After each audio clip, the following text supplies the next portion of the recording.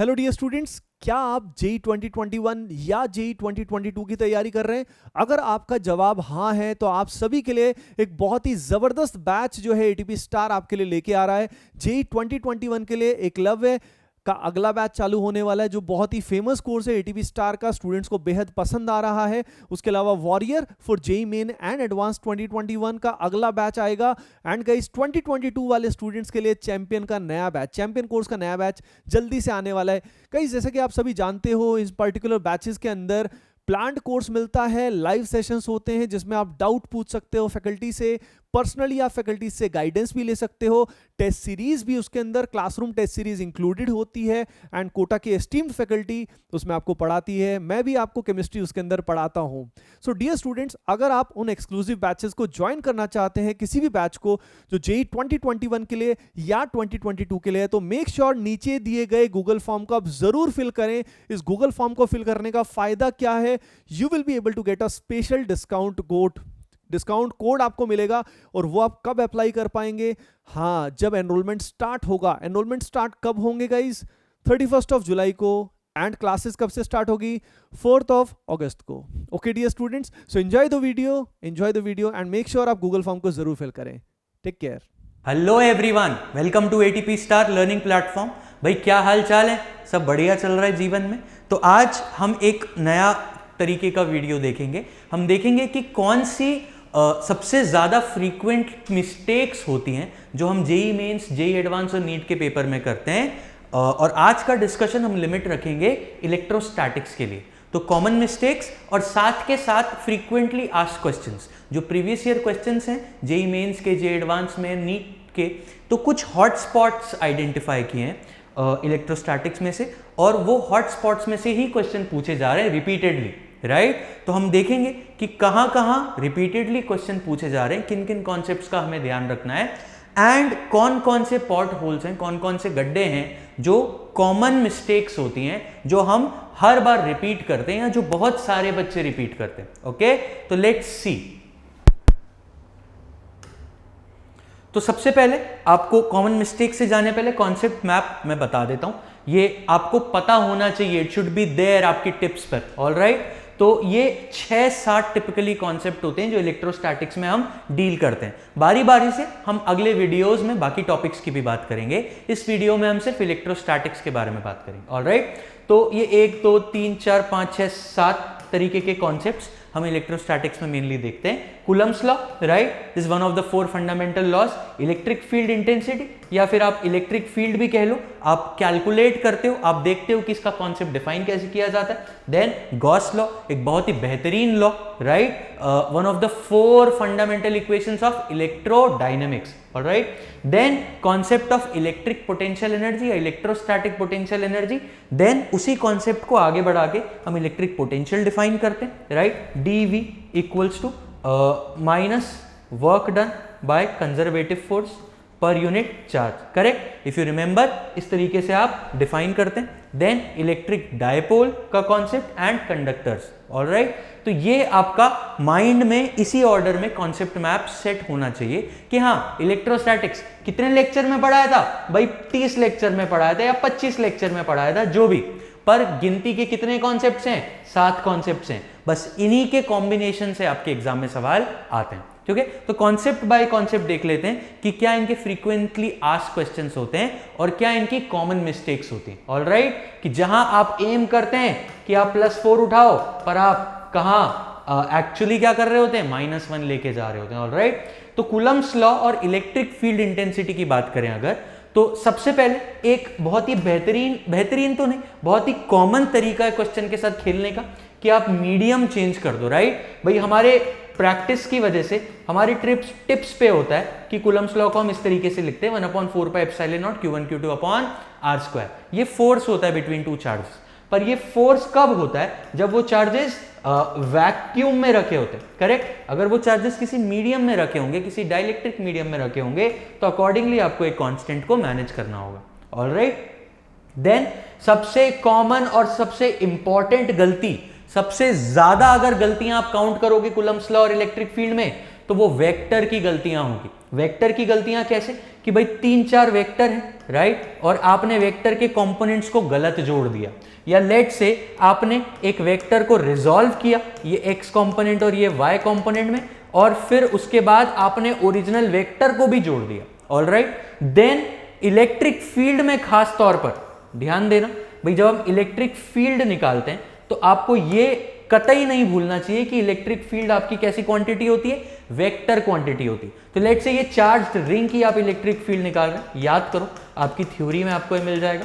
तो आप इस पॉइंट पर अगर इलेक्ट्रिक फील्ड इवैल्यूएट कर रहे हैं तो याद करो कि ये छोटू सा जो चार्ज एलिमेंट होगा इसकी इलेक्ट्रिक फील्ड इस डायरेक्शन में होगी DE, और हम कंपोनेंट लेते हैं उसके किस तरीके से, हम बोलते हैं this is DE cos alpha, this is DE sin alpha, correct.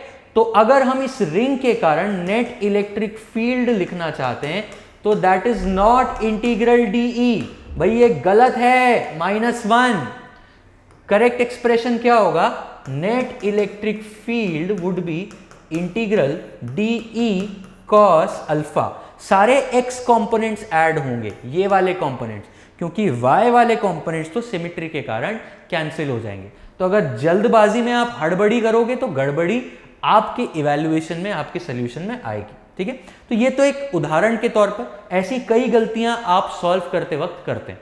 भाई रिंग का तो हमें पता होता है कि भाई सर रिंग का क्यों ही निकालना है, हमें मालूम है कि इलेक्ट्रिक फील्ड KQX/x² + R² की पावर 3/2 आने वाली, इट्स फाइन, मालूम है। पर लेट से क्वेश्चन में हल्का सा उसने आइटरेशन कर दिया, तो you might have to go through this whole process, और उसमें आपको याद रखना पड़ेगा कि भाई हम वेक्टर्स के साथ कैसे खेल रहे हैं, कि इलेक्ट्रिक फील्ड आपकी एक वेक्टर क्वांटिटी, ऑलराइट। देन ये नल पॉइंट याद है आपको, 2-3 कॉम्बिनेशन दे दिए जाते हैं कि भाई यहाँ पे एक चार्ज रखा है Q1, यहाँ पे एक चार्ज रखा है Q2, यहाँ पे एक चार्ज रखा है Q फलाना, तो एक ऐसा पॉइंट निकालो जहां पे इलेक्ट्रिक फील्ड क्या हो, 0 हो, ऑलराइट।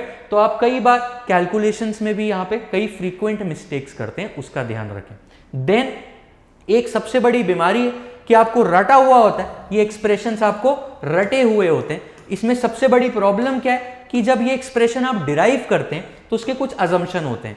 तो लेट से आपकी ring non uniform charge distribution में, मान लो आपकी रिंग में बोला है कि भाई ऊपर जो है ये जो हाफ सेमी सर्कल है ये पॉजिटिव चार्ज है, और ये नीचे वाला हाफ सेमी सर्कल है ये नेगेटिव चार्ज है। अब लगा दो, अब डायरेक्टली आप वो फॉर्मूला नहीं लगा सकते, अब आपको इस सिचुएशन के डिपेंडेंट इवैल्यूएशन करना होगा, ऑलराइट। देन अगेन यहां पे चार्ज यूनिफॉर्म है या यहां पे यूनिफॉर्म है या यहां पे यूनिफॉर्म है, ये भी देखना पड़ेगा, right.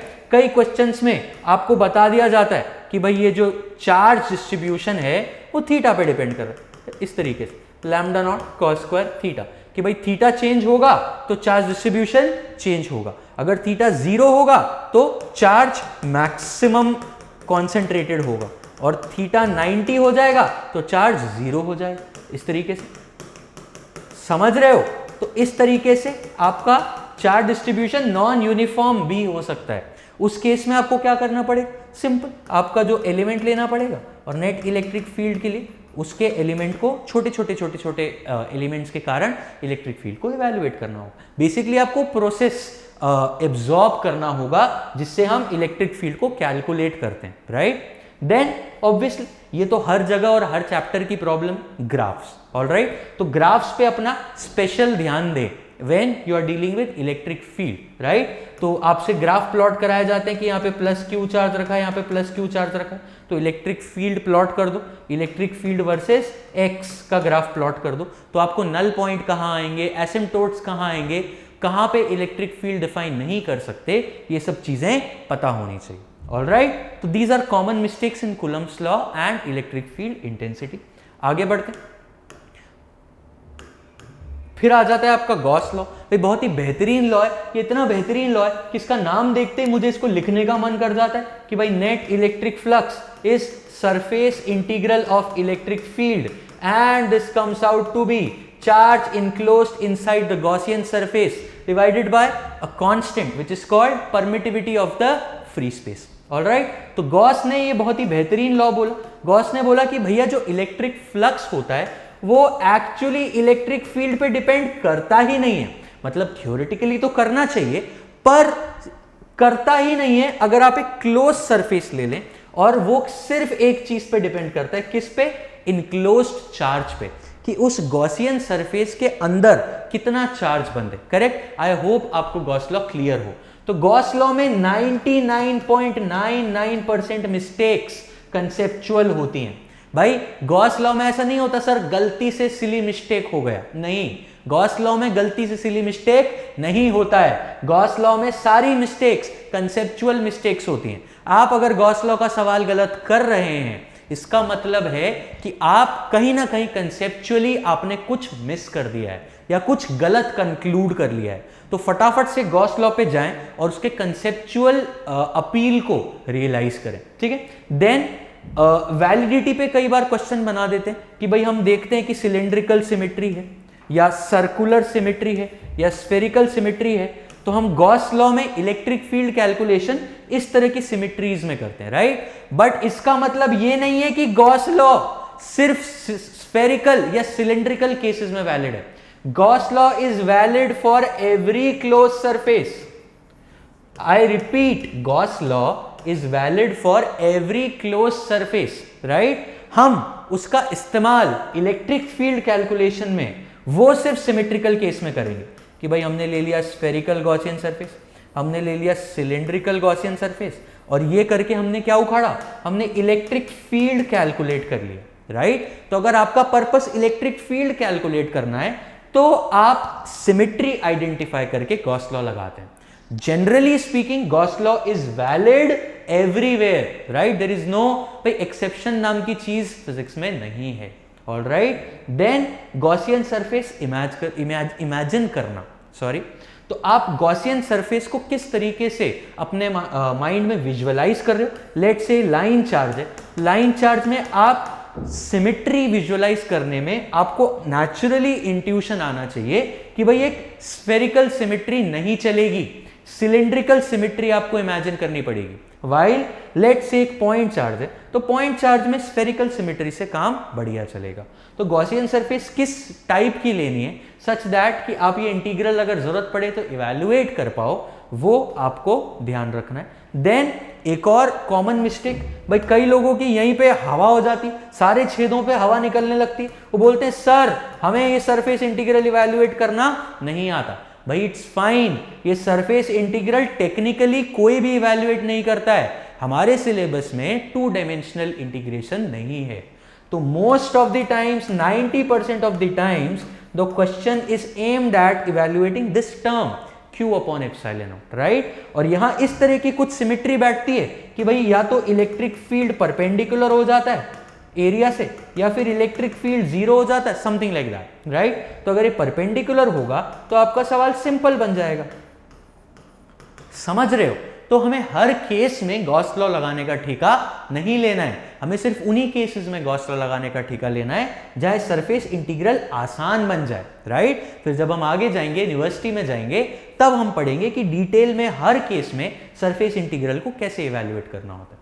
Alright, then non uniform charge distribution, again the same thing कि अगर आपकी सरफेस पे चार्ज डिस्ट्रीब्यूशन यूनिफॉर्म नहीं है, अलग अलग लोकेशंस पे अलग अलग चार्ज डेंसिटी है, तो फिर आप उस चीज का ध्यान रखें, कांस्टेंट टर्म्स को उन्हीं को बाहर लें, वेरिएबल टर्म्स को बाहर ना लें, राइट? ऐसे केसेस में आपका जो रो होता है या सिग्मा होता है, सरफेस या वॉल्यूमेट्रिक चार्ज डेंसिटी, वो कांस्टेंट नहीं होता है, वो पोजीशन पे डिपेंड करता है। Alright, then electrostatic potential energy.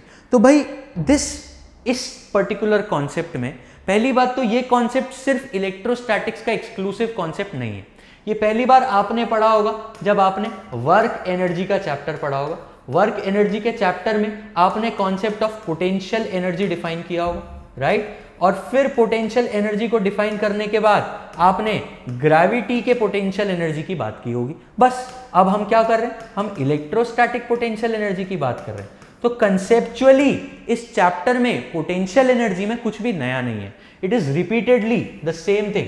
वहां हमने ग्रेविटेशनल पोटेंशियल एनर्जी की बात की थी, या हम इलेक्ट्रोस्टैटिक, बट हाँ पोटेंशियल एनर्जी के कॉन्सेप्ट में विजुअलाइज करने में और रियलाइज करने में कई लोग स्ट्रगल करते हैं, राइट। हम डिफाइन करते हैं कि work done by conservative force is negative of change in potential energy. अब यहां हम इलेक्ट्रोस्टैटिक की बात कर रहे हैं, तो यहां इलेक्ट्रिक फोर्सेस का वर्क होगा और electric change in potential energy, alright. Then again हम एब्सोल्यूट पोटेंशियल एनर्जी नहीं डिफाइन करते हैं, हम हमेशा चेंज डिफाइन करते हैं। और हम एब्सोल्यूट कब बता पाते हैं? जब हम एक रेफरेंस ले लेते हैं कि भाई आज से मैंने अग्नि को साक्षी मान के बोल दिया है कि इंफिनिटी पे पोटेंशियल क्या है? 0, तो फिर आप एब्सोल्यूट बता पाओगे, right. Same thing applies to gravitational potential, right. तो मेन प्रॉब्लम इस तरह के क्वेश्चंस में भी, पोटेंशियल एनर्जी वाली सिचुएशंस में भी मेन प्रॉब्लम का सोर्स क्या है? Conceptual lack of clarity, right. तो अगर आपके questions dealing with electrostatic potential energy गलत हो रहे हैं तो अपने कंसेप्चुअल इंफॉर्मेशन को और स्ट्रॉन्ग करिए, right. Secondly, work energy theorem लगाने की बात, तो भाई वर्क एनर्जी थ्योरम तो जग जाहिर है, राइट। आप लगाते हैं, लेट्स से एक सिचुएशन ले लो कि यहाँ पे एक चार्ज बॉडी, यहाँ पे एक और चार्ज बॉडी, इनके बीच में कुछ डिस्टेंस दिया हुआ है फलाना, राइट। यहाँ पे आपने एक चार्ज पार्टिकल Q लिया और इसको V0 वेलोसिटी से छोड़ा, इस पे चार्ज मान लो Q1 है, इस पे चार्ज मान लो Q2 है, तो आप इसे A पॉइंट से B पॉइंट तक ले जा रहे हैं, यहाँ पे आप इसकी वेलोसिटी पूछो, राइट। तो बहुत ही नेचुरल सा थॉट है कि भाई वर्क एनर्जी थ्योरम लगा, तो right.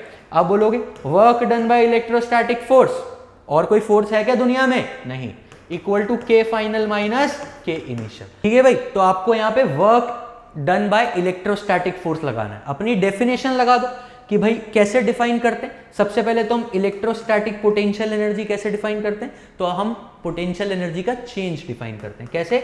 Negative of work done by electrostatic force.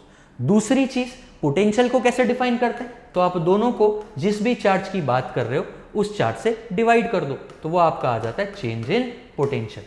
तो अगर आपको डेल्टा यू लिखना है तो आप क्यू डेल्टा वी लिखते हो, करेक्ट। तो यहां पे आपको वर्क डन बाय इलेक्ट्रोस्टैटिक लिखना है, तो क्या आप लिख सकते हो? Minus Q times delta V equals to K final minus K initial.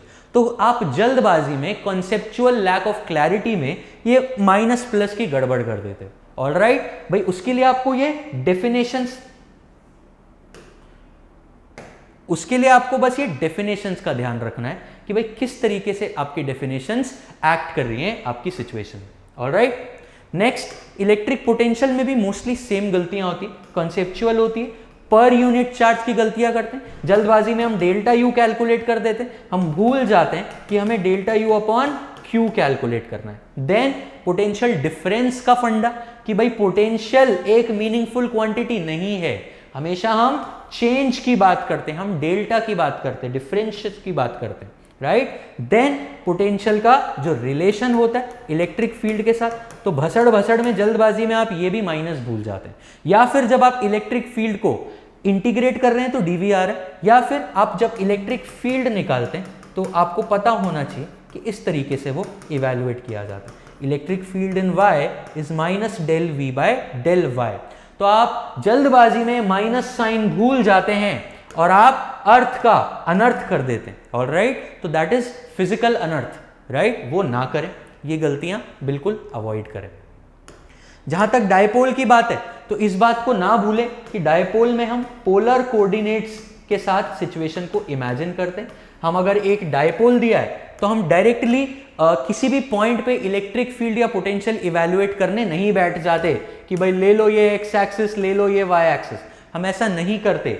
हम करते हैं तो हम पोलर कोऑर्डिनेट्स के साथ करते हैं। हम बोलते हैं कि भाई इसे हम बोलेंगे एक्सियल, इसे हम बोलेंगे इक्वेटोरियल, करेक्ट। तो हम पहले डिराइव करते हैं एक एक्सियल पोजीशन पे इलेक्ट्रिक फील्ड कितनी है, राइट। फिर हम देखते हैं इक्वेटोरियल पोजीशन पे इलेक्ट्रिक फील्ड कितनी है, और उसके बाद उसके कॉम्बिनेशन से हम बनाते हैं कि भाई एक किसी पॉइंट पे इलेक्ट्रिक फील्ड कितनी है। हम बोलते हैं कि भाई हाँ, इस डायपोल को एक ऐसे इमेजिन करो, एक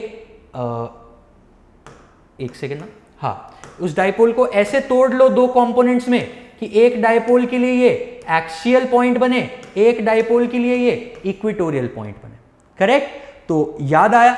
एंड अगेन प्रोपोर्शनैलिटी याद करो डायपोल के लिए इलेक्ट्रिक फील्ड की प्रोपोर्शनैलिटी 1/r³ के करेस्पॉन्डिंग आती है और इलेक्ट्रिक पोटेंशियल की प्रोपोर्शनैलिटी 1/r² के करेस्पॉन्डिंग आती है, राइट। तो जनरली लोगों को याद रहता है कि अच्छा नॉर्मल सिस्टम में electric field is proportional to 1/r² and potential is proportional to 1/r, तो इसीलिए डायपोल में भी वो यही रिलेशन चिपका देते, बट ऐसा नहीं है। ऐसा क्यों नहीं है? क्योंकि P एक डायपोल मोमेंट जो हम डिफाइन करते हैं उसमें भी आपका एक डिस्टेंस का एक्सप्रेशन आता है, right. It is also a vector quantity, you realise this. तो इसीलिए इलेक्ट्रिक फील्ड पोजीशन के क्यूब के इनवर्सली प्रोपोर्शनल होती है और पोटेंशियल पोजीशन के स्क्वायर के इनवर्सली प्रोपोर्शनल, ऑलराइट। देन कई बार आपको एक सिस्टम ऑफ चार्जेस दिया होता है, राइट, तो आप ये भूल जाते हैं कि सिस्टम ऑफ चार्जेस में गंदी मैथमेटिकल वेक्टर कैलकुलेशन उसको नहीं करवानी है, आपको सिर्फ एक एडिक्वेट कॉम्बिनेशन ऑफ डायपोल्स ढूंढने हैं, और अगर आप एडिक्वेट कॉम्बिनेशन ऑफ डायपोल्स ढूंढेंगे तो वो सिचुएशन आपकी रिलेटिवली आसान हो जाएगी, ऑलराइट। देन बात आती है कंडक्टर्स की, तो कंडक्टर्स में भी अगेन सारी मिस्टेक कंसेप्चुअल होती है।